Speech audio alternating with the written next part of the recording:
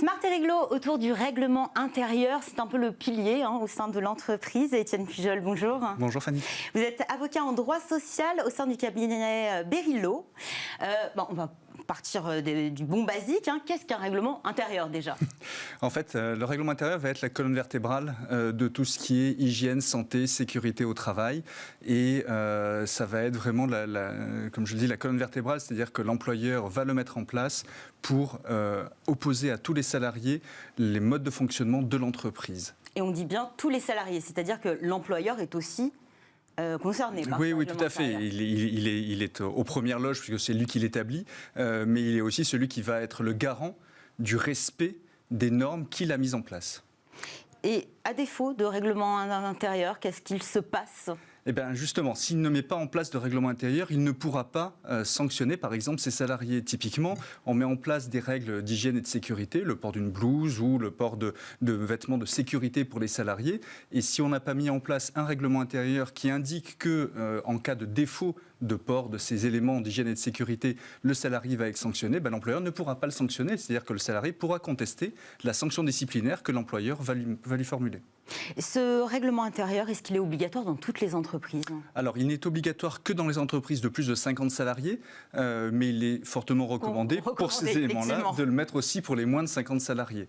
Et il va être, je parlais de colonne vertébrale il y a un instant, il va aussi servir de charpente. On en a beaucoup parlé notamment pour tout ce qui est, on vient de le dire, hygiène et sécurité, mais dans les termes de Covid par exemple, le port du masque par exemple, il sera bon d'indiquer dans le règlement intérieur ou de faire une annexe au règlement intérieur pour ces temps de Covid sur les normes de circulation au sein de l'entreprise pour pouvoir aussi salarier. Le protocole sanitaire, finalement, est-ce qu'on l'intègre au règlement intérieur, on l'annexe ? Tout à fait, c'est pour ça que je pensais que cette chronique serait intéressante parce que ça fait un an qu'on parle de questions-réponses, de communiqués de presse du gouvernement sur le port du masque en entreprise, etc. Mais l'employeur lui-même, s'il veut pouvoir prouver à l'inspection du travail, au médecin du travail, qu'il a mis en place les éléments nécessaires à l'absence de propagation du virus, eh bien, il devra intégrer au sein du règlement intérieur les différents éléments de prévention du virus. Donc il y a tout ce qui est relatif aux consignes de sécurité. Oui. On a aussi les temps de pause, le respect des horaires. Qu'est-ce qu'on retrouve? Il y a énormément d'entrées dans ce règlement intérieur. Oui, c'est un document qui peut être très, très volumineux. Et puis on peut mettre aussi des annexes au règlement intérieur, comme par exemple une charte informatique. Elle va être, pour pouvoir, là aussi, être opposable aux salariés, c'est-à-dire sanctionner si on télécharge des contenus illicites sur son smartphone ou sur le smartphone qui appartient à l'entreprise. Il faut penser à beaucoup de choses. Mais oui, c'est pour ça qu'on a besoin d'avocats. Mais voilà, la charte informatique, les codes de conduite, etc. Tous ces éléments-là vont avoir la force d'un règlement intérieur si on respecte la procédure de mise en place. Donc il y a énormément de pans. Donc c'est les horaires d'entrée et de sortie de l'entreprise, c'est la consommation d'alcool sur le lieu de travail pour les pros d'entreprise. La tenue vestimentaire aussi. On parlait il y a 15 jours du principe de neutralité aussi pour tout ce qui est convictions religieuses sur le lieu de travail, etc., etc. Donc tout ce qui est cela. Et puis également des éléments qui sont essentiels, c'est rappeler aux salariés tous les mécanismes de prévention des harcèlements sexuels et moral au sein de l'entreprise. Donc il y a un pan disciplinaire dans ce règlement intérieur. Oui, alors c'est peut-être celui-là qui devrait le plus convaincre les employeurs de le mettre en place, parce qu'encore une fois, on ne peut pas sanctionner disciplinairement s'il n'y a pas de règlement intérieur, mais il faut ça aussi valeur. Sans règlement, il n'y a pas sanction. Il n'y a pas sanction, sauf le licenciement qui lui est prévu par la loi. Mais si vous voulez mettre en place un avertissement, une mise à pied disciplinaire, un blâme, etc., il faut qu'il soit prévu dans le règlement intérieur, sinon vous ne pouvez pas le faire. Qu'est-ce qui en revanche ne doit pas figurer dans le règlement intérieur? Alors, il y a aussi des choses qui ne doivent pas figurer dans le règlement intérieur, qu'il est impensable de mettre, c'est-à-dire tout ce qui va être contraire à la loi, ou des éléments qui vont être trop généraux. On parlait il y a un instant de la consommation d'alcool sur le lieu de travail, ou les tests pour s'assurer que les gens ne viennent pas travailler avec un taux d'alcoolémie trop important, ou ayant ingurgité des substances illicites aussi. Eh bien, ça aussi, ça ne peut pas être opposable à tous les salariés, ça ne peut être circonscrit qu'à des salariés dont les conséquences du comportement pourraient avoir un impact sur leur activité. Exactement. Donc concrètement, comment on le met en place ? Alors concrètement, c'est une prérogative de l'employeur puisque ça concerne la discipline au sein de l'entreprise. Donc c'est à l'employeur de le préparer, de l'élaborer, de le rédiger avec son avocat. Travail au long cours. Voilà, exactement, c'est un long travail.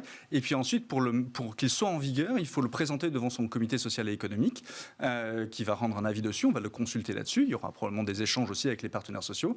Et puis après, on va l'envoyer à l'administration du travail. Pour validation. Pour validation, exactement. Qui a le pouvoir de demander à ce que des clauses soient retirées ou modifiées. Donc ne pas oublier cette étape-là.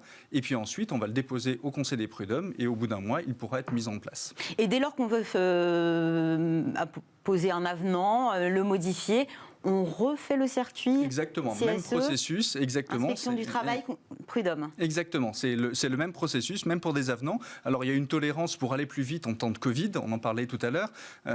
Du fait de la pandémie, il fallait aller au plus vite et donc il était possible de faire rétroagir ces effets-là et de comprimer le processus de mise en place. Mais en temps normal, c'est exactement comme ça que ça doit passer. Le règlement est prêt, validé.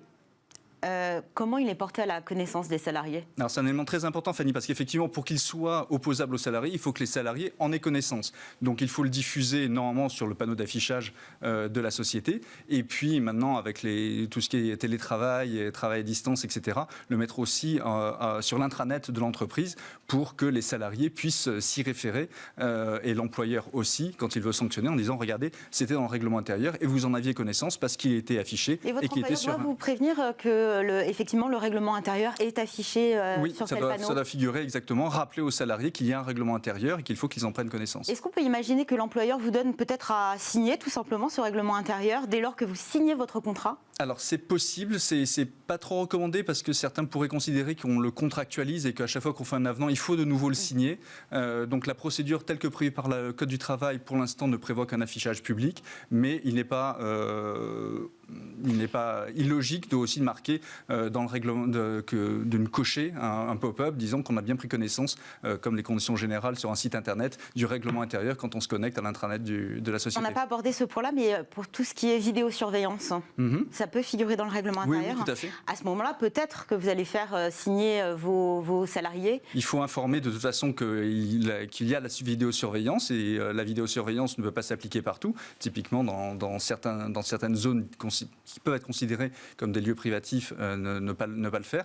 Mais en revanche, effectivement, dès lors qu'il y a de la vidéosurveillance, il faut informer les salariés de ce qu'il y a des caméras qui surveillent leur activité. Dès lors qu'un salarié ne respecte pas le règlement intérieur, qu'est-ce qui se passe ? C'est les sanctions qui sont prévues dans le règlement même. Exactement. Alors, encore une fois, on met de côté le licenciement pour faute grave qui est prévu par la loi, mais si on veut faire un avertissement qui va permettre de constituer un dossier à l'encontre du salarié, eh bien, il faut que ce soit prévu dans le règlement intérieur et ensuite, on dit en application de tel article du règlement intérieur, on vous notifie telle sanction. On espère que votre comportement va changer à l'avenir.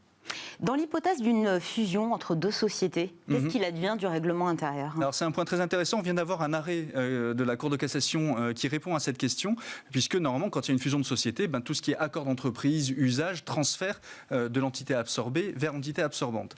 Mais la Cour de cassation a estimé que ce n'était pas le cas du règlement intérieur, de sorte que les salariés de l'entité B qui viennent travailler dans l'entité A pour cause de fusion, eh bien, ils se voient appliquer le règlement intérieur de l'entité A dès le transfert de leur contrat de travail. Donc c'est un point de vigilance pour les avocats et aussi pour les sociétés qui font l'objet d'opérations de fusion. Faire bien attention à ce que le règlement intérieur de l'entité absorbée disparaît dès le jour de la fusion.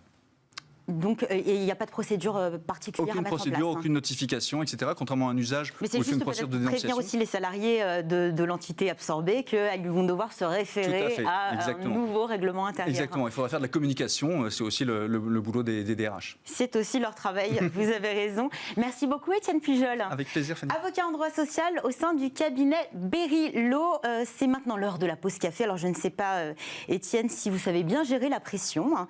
En tout cas c'est pas toujours évident de le savoir de prime abord, surtout en phase de recrutement.